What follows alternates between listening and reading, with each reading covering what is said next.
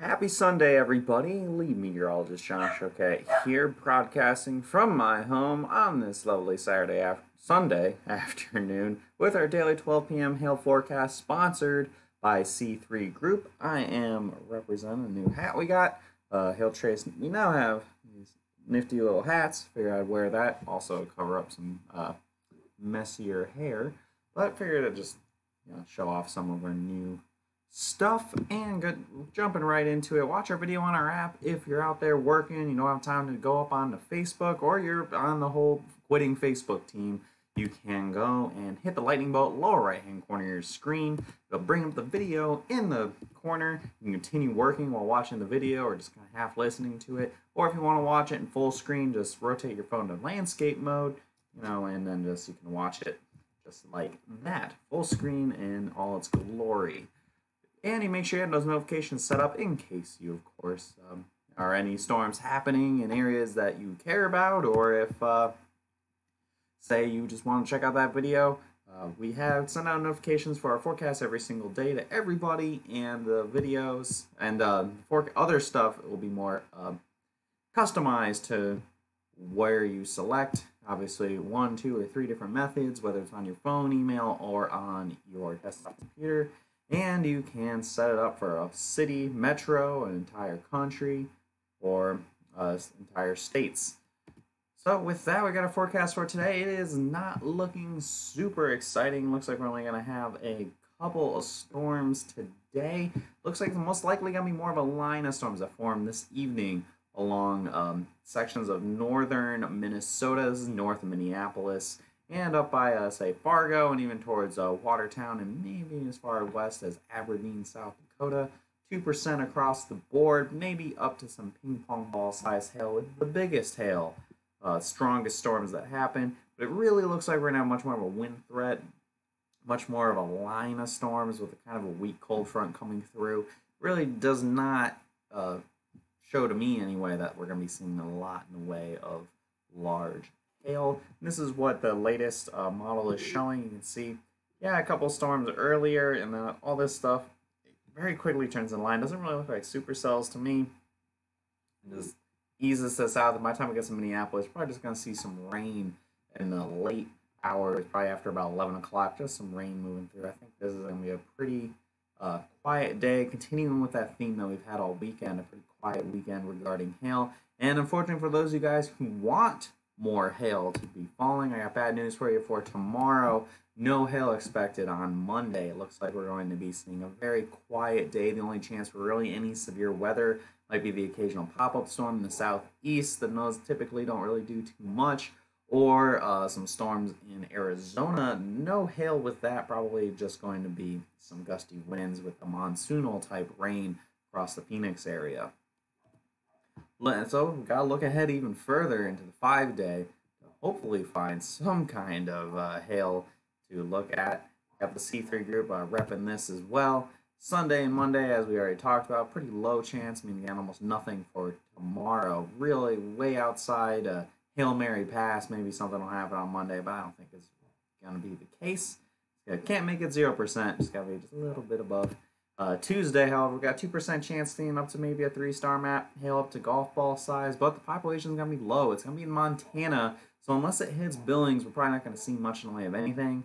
Wednesday, more of the same, different area, up to ping pong ball size hail, still low population going to be impacted, and more of the same on Thursday. A little bit more population on Thursday. Looks like the risk will move towards closer to Minneapolis, Wisconsin, and into Iowa, where there's at least a little bit more people. I'll show you guys the areas we're looking at Tuesday. Again, that low population, unless we hit Billings, we're not really going to see too much in the way of people being hit by hail.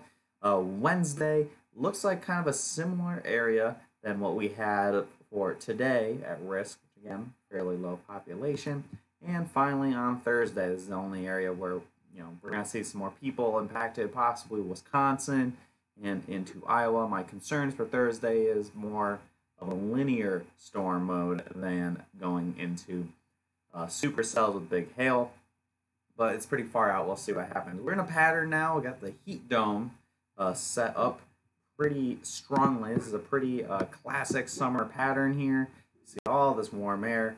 Everything is just kind of way the jet stream is way up here in Canada, and it is just kind of hanging out there. So I think that's going to keep things pretty quiet for the time being. July is usually the come down month anyway for hail, but it really looks like we came down pretty hard. In terms of the tropics, we have Chris now. Yeah, Tropical Storm Chris. It has formed off the coast of North Carolina. Yes, the heat dome does suck, Jack. It looks like Tropical Storm Chris. If I zoom in here and you see all the T's and ones, probably will get to a low end hurricane. Unfortunately, it doesn't look like it's gonna go anywhere. It's gonna get stuck right here and then go right along the Gulf Stream and go out to sea and not really hit anybody. So unfortunately, that's nothing to really get excited about. Just that really all it is pointing out that, hey, the hurricane season has started. We'll be watching that carefully, obviously, especially with how quiet things are getting hail-wise. We may make that switch over to hurricane coverage. Fingers crossed something actually happens in the next couple months here. And for those of you wondering about Beryl, Beryl is a shadow of her former self as she gets to the Leeward Islands, and she'll probably barely make it to Puerto Rico as a very, very weak tropical system. That's all I really got for you guys today. Nothing else to talk about. Pretty quiet forecast. Hope you guys enjoyed this weekend, this holiday week. That's somewhat holiday weekend, a very quiet weekend. I know some of you guys really want some big stuff to happen, but for those of you who might have been working a lot, it's a nice little come down little break.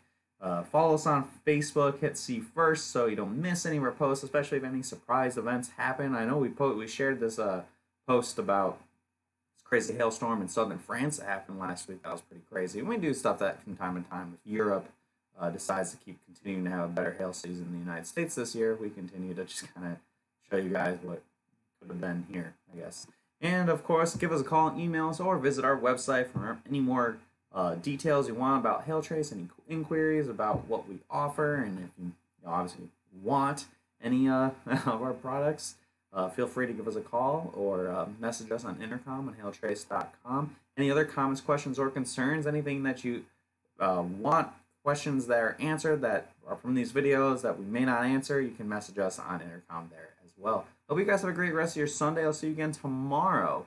It looks like, again, low hail chance. I might tomorrow instead go over how the spring panned out compared to previous springs and where we stand for the year and everything. I think we'll just kind of probably do like a recap of spring hail season 2018 and the year of, unless you're in Texas or in Colorado, probably a pretty quiet one. So tune in for that tomorrow at 12 p.m. and I'll see you guys then. Have a great rest of your Sunday and the remainder of your weekend. I'll see you guys tomorrow.